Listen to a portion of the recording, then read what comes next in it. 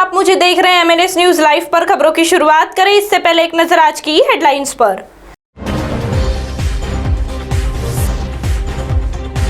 Lockdown में कोई नया प्रतिबंध नहीं, कोवैक्सीन ने भी दाम घटाए, राज्यों में 400 रुपए से मिलेगा एक डोज।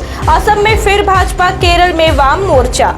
आइए अब खबरें देखते हैं विस्तार से। लॉकडाउन में कोई नया प्रतिबंध नहीं। महाराष्ट्र सरकार ने कोई भी नया प्रतिबंध लगाए बिना जारी लॉकडाउन को 15 दिनों के लिए बढ़ा दिया है। अब ये प्रतिबंध 15 मई की सुबह 7 बजे तक लागू रहेगा। इस आशय का आदेश राज्य सरकार की ओर से शाम को जारी किया गया।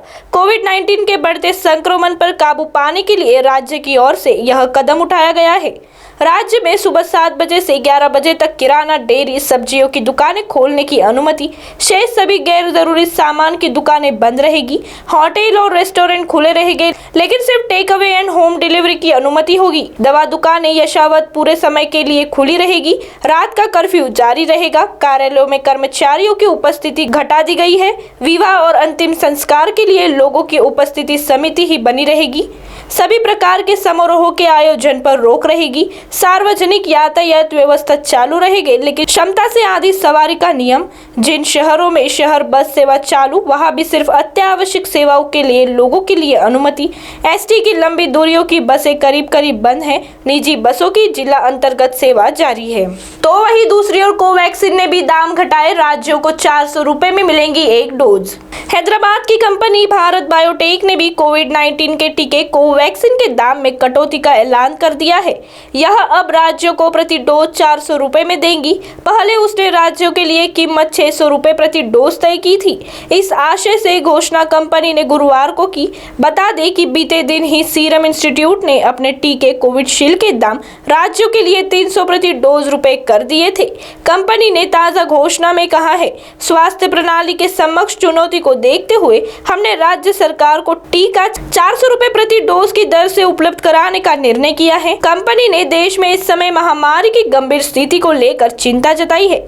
माना जा रहा है कि कंपनी ने यह कदम हो रही व्यापक आलोचना के बाद उठाया है, क्योंकि कंपनी केंद्र को अपना टीका 150 रुपए की दर से बेचा है, जबकि राज्य और निजी क्षेत्र के लिए अपने टीके की कीमत 600 और 1200 रुपए प्रति डोज रखी थी। तो वहीं तीसरी ओर असम में फिर भाजपा, केरल में वाम मोर्चा। मुख्यमंत्री विजयन के नेतृत्व में नीत वाम मोर्चा में फिर सत्ता में आने से अनुमान है। श्रीधरन को अगुवा बनाकर भाजपा ने केरल में जोर लगाया, पर जनता को वह पसंद नहीं आया। एनआरसी के सीएम के मुद्दे पर असम का चुनाव राष्ट्रीय चर्चा का विषय बन गया था।